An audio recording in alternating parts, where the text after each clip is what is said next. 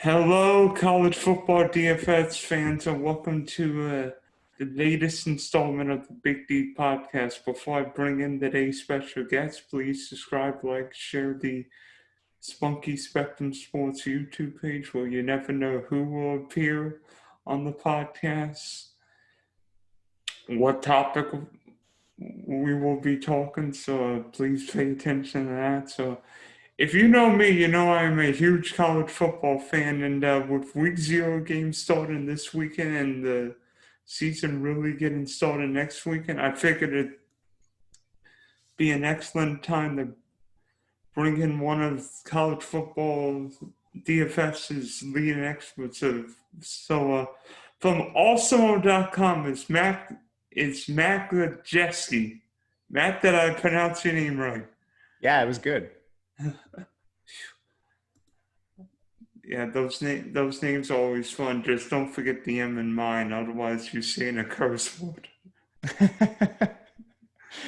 I won't. Okay, so Matt, you know what starts this weekend? College football's back, baby.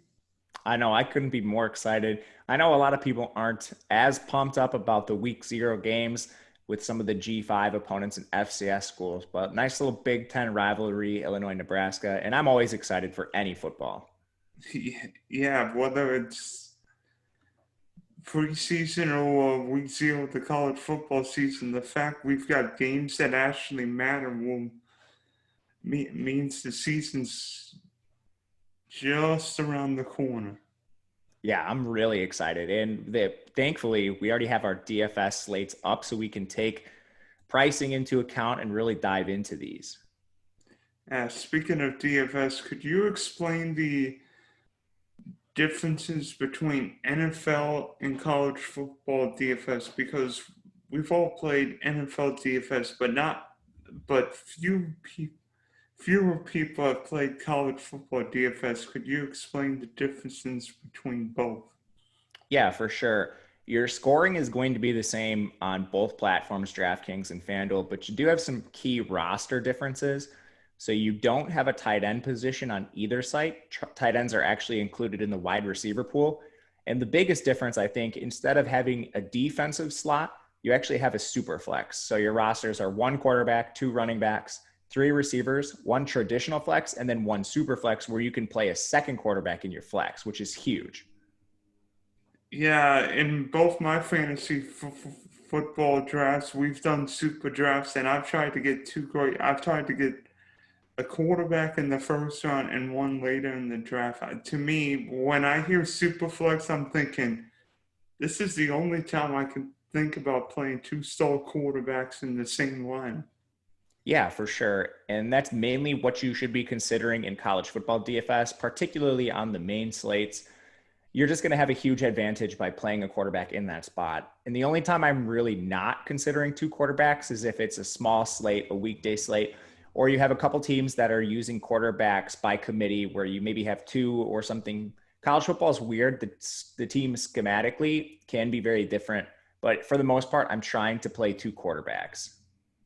Or one of those quarterbacks is like Navy, which never throws the ball more than what 5-6 times a game. If it's like Army Navy, you know neither quarterback would be great, and it's like, oh no.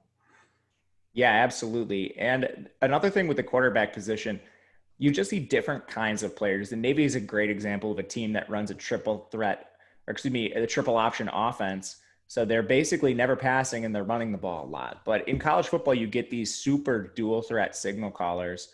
Like Bryce Perkins was an example from a year ago. Kyler Murray is probably the best example of this, Lamar Jackson, where you have some quarterbacks that are live to hit not only the 100-yard bonus on the ground, but the 300-yard bonus through the air. And they can give you a huge competitive advantage, assuming they're priced somewhat reasonably. Yeah, the fact that quarterback could get you 300 through the air, 100 on the ground, and score 4 or 5 touchdowns would make any lineup pop, right? Yeah, for sure. So, in terms of college football DFS in the past, who have been your favorite players to roster, regardless of position? Yeah, I think some of those dual threat quarterbacks are players we have to mention. Love Bryce Perkins, the former Virginia signal caller who's now playing with the Rams on their preseason squad. I like the quarterbacks that have this elite dual threat ability. And Bryce Perkins, I mean, he nearly had 1,700 yards combined in his last 2 seasons with Virginia. Another player that NFL fans will know too is Leviska Chanel. So his breakout sophomore season played him immediately based on perceived opportunity and some strong pre-camp reports. And then he absolutely just ended up being a monster that year. He ended up going in the second round to the Jacksonville Jaguars. Those would probably be my two, just looking back on some players, really like Wan'Dale Robinson from Nebraska, now with Kentucky, a runner slash receiver who kind of moves in and out of the slot into the backfield and is handled at times like 20 carries with 10 targets used in both positions. So there's just a lot of cool players at the college level. Yeah, I can remember Lynn Bowden starting. I think starting in the rivalry game against Louisville, and I'm not sure he threw the ball much, but it seemed like every carry he got in that game. Yeah, that was a really fun game. I think Terry Wilson was their quarterback at the time, and he I went down. might have been Terry Wilson because that game was played in. I remember that game being played in slop. Yeah, I remember Terry Wilson got hurt that year, and then Lynn Bowden came in and just had to be the quarterback because they didn't have anybody else on the roster. And he was another one of these players, like former receiver turned quarterback, used all over the field. He was really fun that year too. So, if you look at the Week 0 slate, there are 3 games this weekend: Nebraska, Illinois, Connecticut, UConn, Fresno State, Hawaii, UCLA. How exactly are you thinking about making your lineups for the Week 0 slate?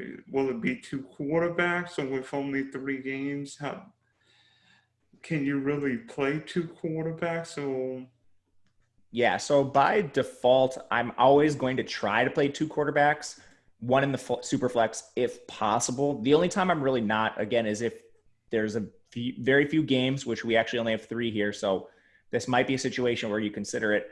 And the other time is if there's quarterbacks by committee, they're platooning them for some reason. On this particular slate, I think you actually have a chance to play two quarterbacks pretty easily. There's a couple studs at the top in Dorian Thompson-Robinson, who's a great dual threat quarterback, has the job all to himself. And the most expensive signal caller is Jake Haener, and he's going to be at the top because he's facing UConn. And they have, this is Fresno State we're talking about, just a crazy 45-point implied team total. But even outside of those two signal callers who are near the top, I think you could get some savings with a guy like Siobhan Cordero for Hawaii, who's another good dual threat. They're an underdog in that game. And one I think will go particularly overlooked is Adrian Martinez. He was benched at times last year for Nebraska, but he's another strong dual threat quarterback. Nebraska is actually favored by nearly a touchdown, and he's only 6,800. So he's my favorite pure punt play among the quarterbacks. And just having those 4 available on the slate, I think you can mix and match them pretty easily, putting 2 in your lineup and 1 in the super flex. I mean, the fact that you've got a starting quarterback in a conference game under $7,000 befuddles me, but maybe DraftKings taking into account the fact Martinez really wasn't himself last year, but then again, for a long portion of the season, it didn't look like the Big Ten wouldn't even play, and you wondered which guys were in shape and which guys were just a little overwhelmed, not just with COVID, but the fact they were actually playing when it looked like they wouldn't play. Yeah, you're absolutely right. So I do think quarterback is pretty strong on this slate, stronger than probably some of the other shorter slates we've seen in the past. So I'm certainly looking to roster 2 of them.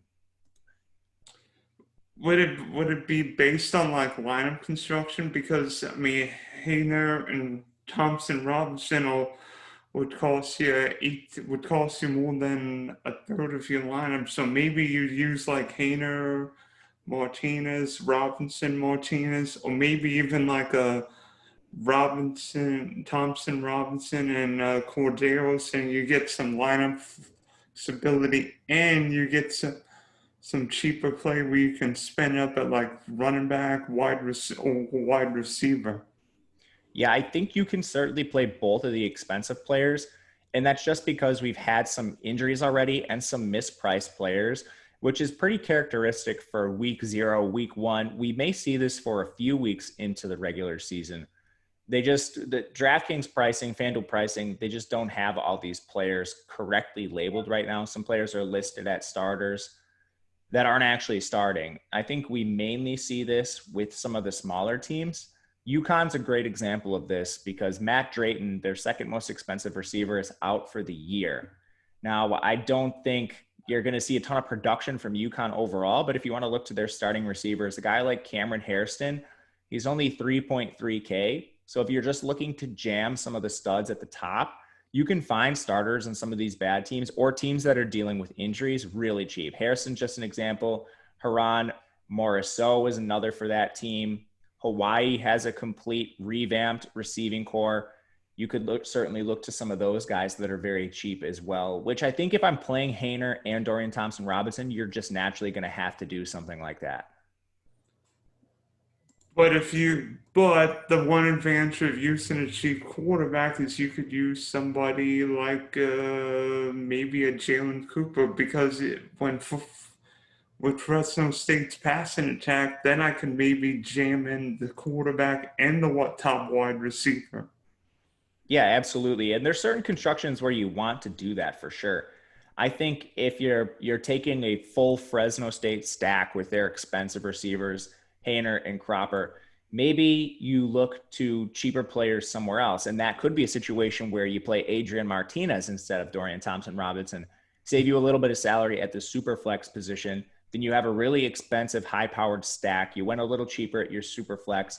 And Nebraska's receivers are very cheap too. So you could double stack that lineup pretty easily. And I think it would be viable in tournaments. Yeah, it's just going to be interesting to see what happens because we've seen week 0, week 1, when the offenses aren't always in sync. I can remember a couple of years ago where the Miami-Florida game looked like they had not done any scrimmages, and it was pretty mildly an ugly football game. I remember that game. I did have a bet on that game and played a bit of DFS.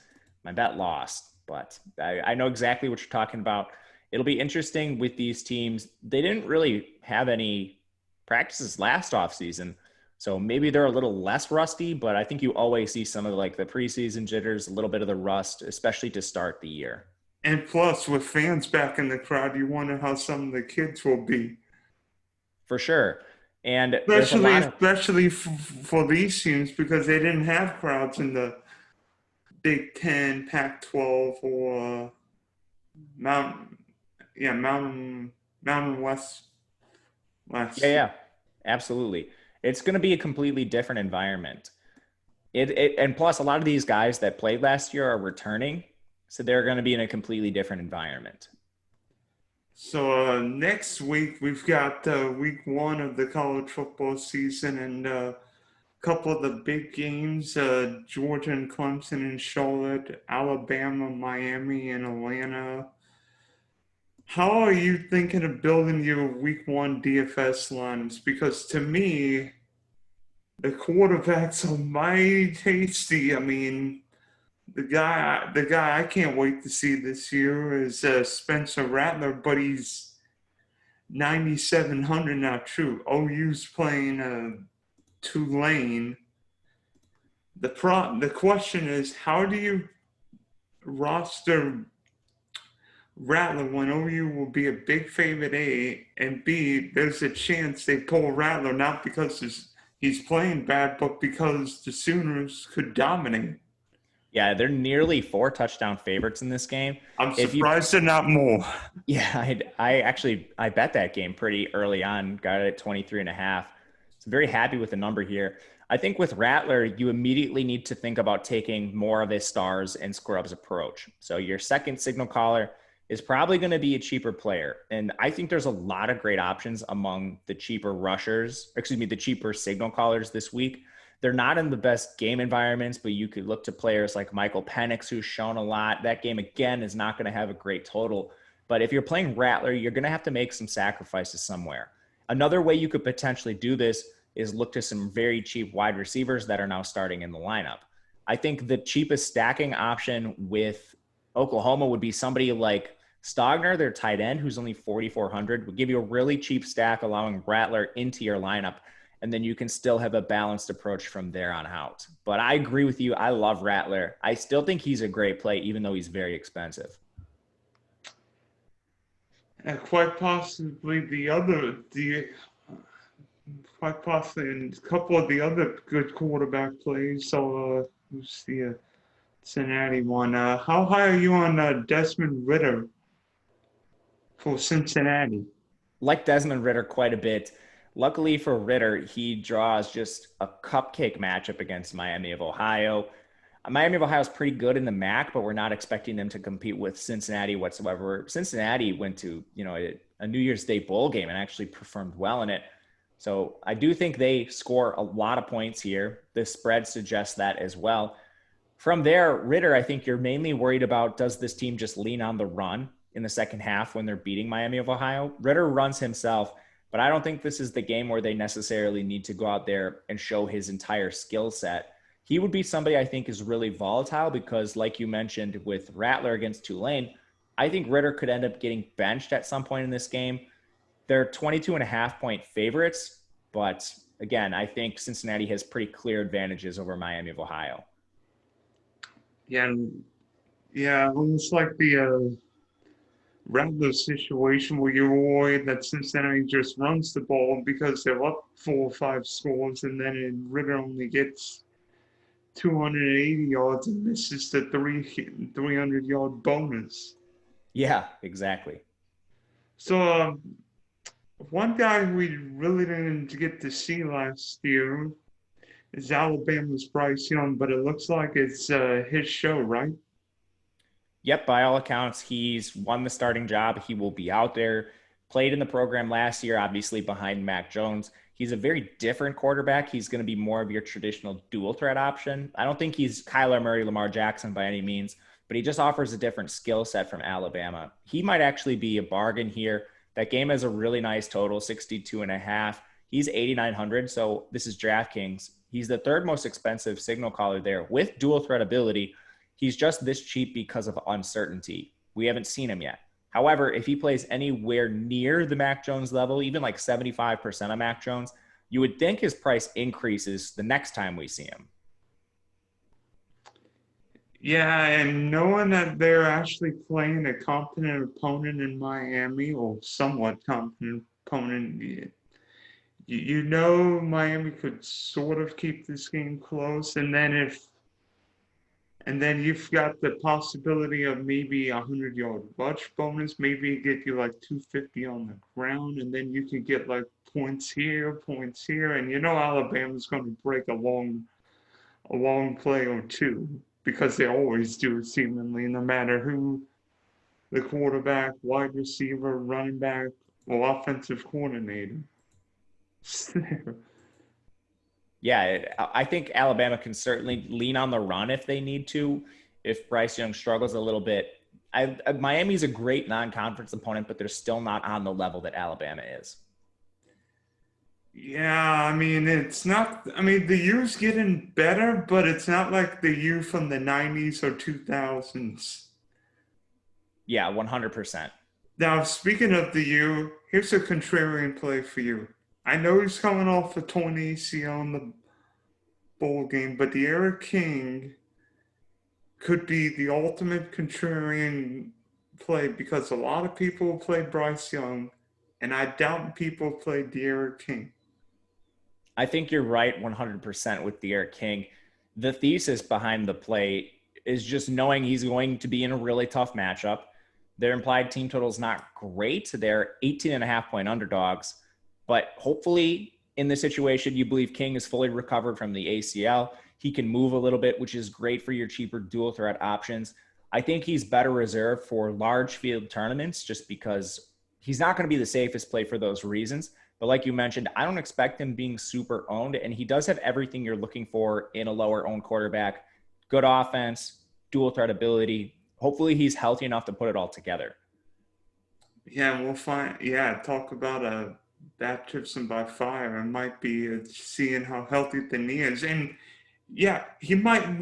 Miami may very well lose the game by 2 or 3 scores, but if the Aaron King throws for 300 yards, that's all you want. If you For can, sure. Then he could, for sure. especially because it's not like Alabama's defense has been the same, and and it seems like SEC defenses have sort of degraded and the offenses have upgraded because the last 2 years LSU was great in 2019. Alabama's offense was unstoppable last year. Yeah, it was. I think Alabama's defense will be a little bit better. They return a lot of production, particularly in their secondary. But like you mentioned, they have not been the Alabama that we've seen, at least in like the mid 2010s, like 2013, 14, 15. They haven't played at that level. I'm not sure any defense has played at that level this year. Yeah, you're right. So ultimately, speaking of the hat, you being a Golden Dome fan, how do you think the Irish will fare this year? Because finally got a new quarterback. It's seeming the Ian Book train has run its course. I think they will be okay. I think they will go through some pains. Jack Cohn is their new quarterback coming over from Wisconsin. But Notre Dame just lost so much production in the draft, and their schedule is fairly difficult. I mean, they play a pseudo ACC schedule, but in that time, they're going to get Florida State, Virginia Tech, Virginia, and Stanford all on the road. At home, they get Purdue, USC, North Carolina, Cincinnati, Georgia Tech. They face Wisconsin at a neutral location. So I think there's potential losses there to Wisconsin, Cincinnati, USC, and North Carolina. But ultimately, I think Notre Dame still has a winning year. I still think they're in a good bowl game, probably rattling off something like 9 wins, but they do have tough games for a roster that's rebuilding. Luckily, they recruit so well, which I think will benefit them in the long run. Maybe they come out a little bit slow, but I like the Irish overall. Don't think they'll be in the college football playoff, but still expecting a very good season. Yeah, unlike a school like Clemson, Ohio State, Alabama, when Notre Dame loses offensive linemen, it usually takes a year or two. Like the year that you made the playoff and faced Clemson in the Cotton Bowl in 2018, and then 2019, you were not quite the same team, but still played in a January 1 bowl game in Orlando, right? I would see you played in Orlando. I believe so. Yeah, because you beat. Wait a minute. 2019. I think you faced like some SEC school. That was like one of the 18,000 bowl games. I don't even know now. There's so many bowl games. Yeah. You looking it up? Yep, I'm looking it up. Let me see. That was Camping World Bowl against Iowa State. Okay. That was a weird year because the playoff was on like December 28th. It was on like December 28th. I'm like, some of these games were like because that was the year where I'm trying to think who was in the playoff that year. LSU and Oklahoma was the first game, and then Clemson, Ohio State was the nightcap in Glendale. I think you guys will play at like 1 o'clock because you're right. You're 100% right. Yeah. So ultimately, who will be your favorite DFS player to roster this year? That's a great question. So you always got to look at, the Power 5 teams. I think there's potential for some of these new signal callers to come out and be really impressive. I'll give you a couple names I think that could do it. I'm really interested in the Texas situation. So they have Casey Thompson and Hudson Card battling for the job right now. I think Thompson is the front runner. Both those guys have good dual threat ability. So I think the best thing we can do is find one of these dual threats on a team that's not clear yet, but could be one of these elite scorers in DFS. I'm looking at Thompson and Card's price right now. They're 7,100 and 6,900. So if one of them emerged as the starter with that dual threat ability, you could just be looking like a lock and load play until they get up to the levels of your Bryce Youngs, your Spencer Rattlers. I'm not sure where that's going to come from. The teams I would look to are, Texas, Ohio State with Stroud when he's expected to be the signal caller there. Now they named him the starter. Texas A&M, where they have Haynes King starting. One of these new signal callers we don't know about yet. I think that's where we can gain a lot of leverage and potentially make some money early in the season. Yeah, it'd be the Warriors, one of these big schools saying, oh, we'll start this one guy, but yet the backup's going to play a few series too. I'm like, oh, get a break. That's the worst. I'm like, we love two quarterback systems. Oh, man. I hope Texas does not become that. Hopefully Salk doesn't become the next two quarterback guru. Man, I hope not. Yeah, you don't have two Mac Jones there in Austin.